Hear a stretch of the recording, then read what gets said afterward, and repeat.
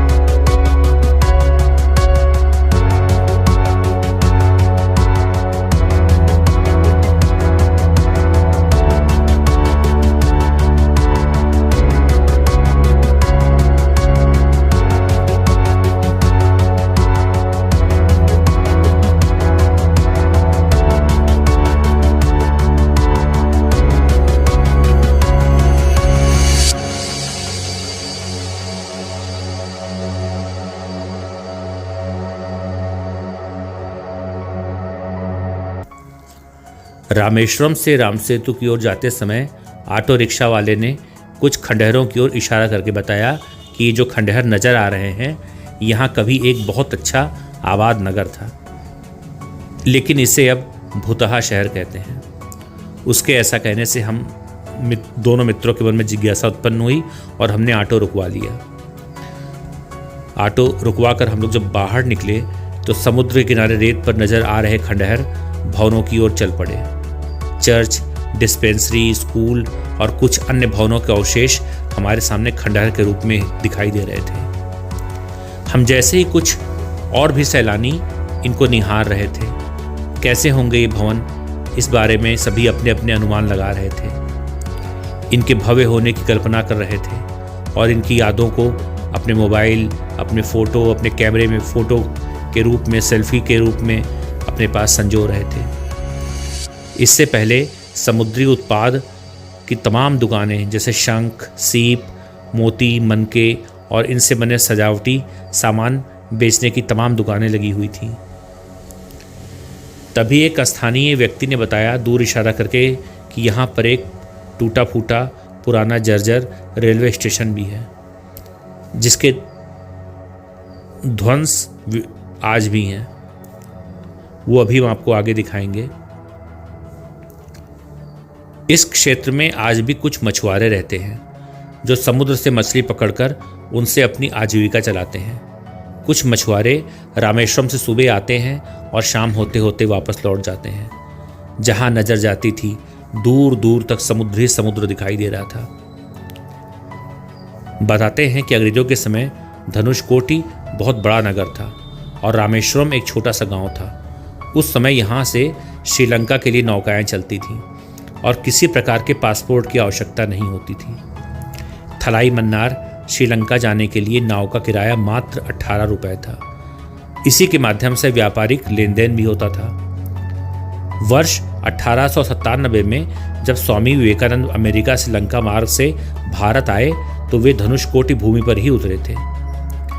वर्ष 1964 में ये एक विख्यात पर्यटक स्थल और तीर्थ स्थल था। श्रद्धालुओं के लिए यहाँ होटल, धर्मशालाएं, कपड़ों की दुकानें इत्यादि थीं। उस समय यहाँ चेन्नई से धनुषकोटी के मध्य, मद्रास, एग्मोर से बोट मेल नामक रेल सेवा संचालित होती थी। आगे श्रीलंका को फेरी बोट्स से जाने के लिए ये रेल सेवा उपयुक्त थी। धनुषकोटी में जलयान निर्माण केंद्र, रेलवे स्टेशन, छोटा रेलवे चिकित्सालय, पोस्ट ऑफिस एवं मछली पालन जैसे सरकारी कार्यालय भी थे।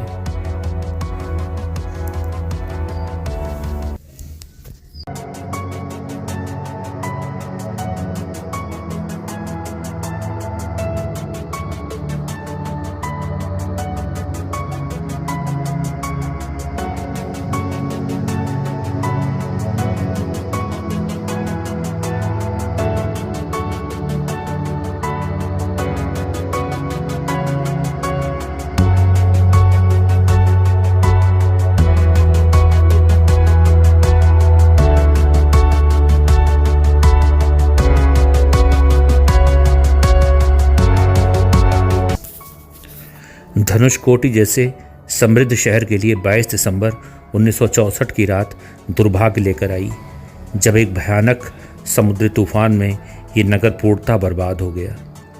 पंबन धनुषकोटी पैसेंजर रेल, जिससे 5 कर्मचारी और 110 यात्री सवार थे, प्रचंड तूफान की तरंगों की भेड़ चढ़ गए।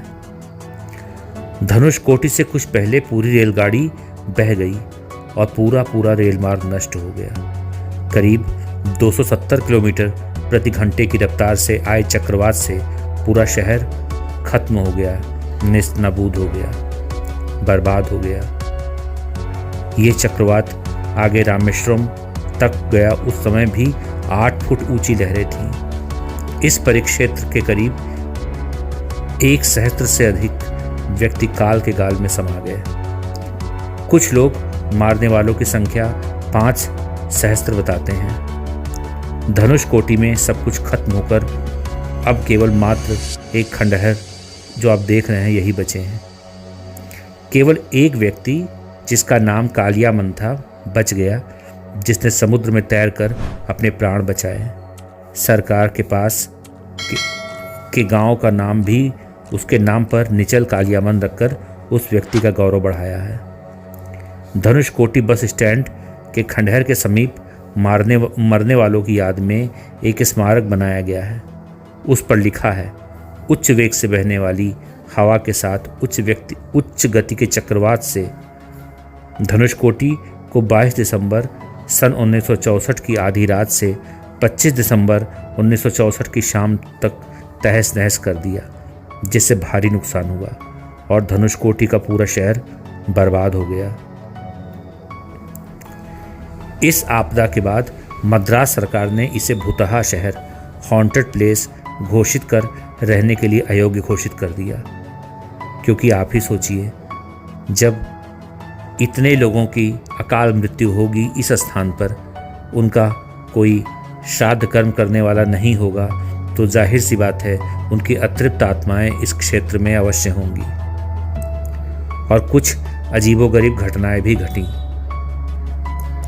इसीलिए इस स्थान को निर्जन घोषित कर दिया गया। वर्षों तक यहाँ कोई आता जाता नहीं था, लेकिन अब तमाम लोग आने जाने लगे हैं। यहाँ आने वालों को सुबह जाकर शाम को 6 बजे से पहले लौटने की सलाह दे दी जाती है। सरकार भी इसे फिर से पर्यटन से जोड़ने का प्रयास कर रही है। भूतहा शहर देखने की रुचि ने इसकी ओर पर्यटकों को आकर्षित किया है और यहाँ पहुँचने वालों की संख्या धीरे धीरे बढ़ रही है। परंतु इस निर्जन स्थान पर रात में कोई नहीं रुकता।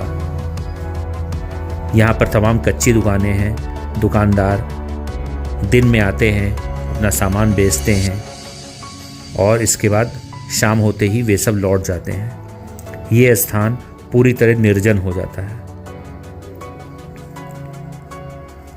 भारतीय नौसेना ने भी अग्रगामी पर्यवेक्षण चौकी की स्थापना समुद्र की रक्षा के लिए इस स्थान पर की है। धनुषकोटी में भारतीय महासागर के गहरे और उथले पानी को बंगाल की खाड़ी के छिछले और शांत पानी से मिलते हुए देखा जा सकता है।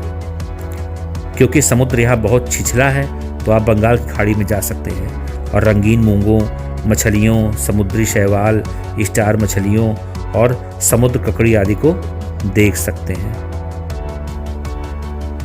वर्तमान में नियमित रूप से बस की सुविधा रामेश्वरम से कोदंडाराम कोविल मंदिर होते हुए उपलब्ध है। जो तीर्थयात्री जो धनुषकोटी में पूजा अर्चना करना चाहते हैं, निजी वैन पर निर्भर होकर उनको आना पड़ता है, जो यात्रियों की संख्या के आधार पर 50 से 100 रुपए तक का शुल्क लेते हैं। संपूर्ण देश में रामेश्वरम जाने वाले तीर्थयात्रियों की मांग को देखते हुए अब दक्षिण रेलवे ने रेल मंत्रालय रामेश्वरम से धनुषकोटी के लिए 16 किलोमीटर के लिए रेलवे लाइन बिछाया जा रहा है। रामायण कालीन धनुषकोटी का धार्मिक एवं पौराणिक महत्व है। आसपास अनेक स्थल भगवान राम से संबंधित प्रसंगों से दर्शनीय हैं। राम ने विभीषण को यहाँ शरण दी थी तथा लंका विजय के बाद विभीषण के अनुरोध पर राम ने धनुष तोड़ने का अनुरोध मानकर धनुष का एक सिरा तोड़ दिया था इस पुल का। तब से इसका नाम धनुषकोटी पड़ गया। यह स्थान रामेश्वरम से करीब 19 या 20 किलोमीटर दूर है। श्रीलंका समुद्र द्वारा यहाँ से 18 किलोमीटर दूरी बताई जाती है। श्रीलंका की दूरी यहाँ से मात्र 18 किलोमीटर है। पौराणिक संदर्भ, इतिहास, प्रकृति में रुचि रखने वालों को यह स्थान एक बार अवश्य देखना चाहिए।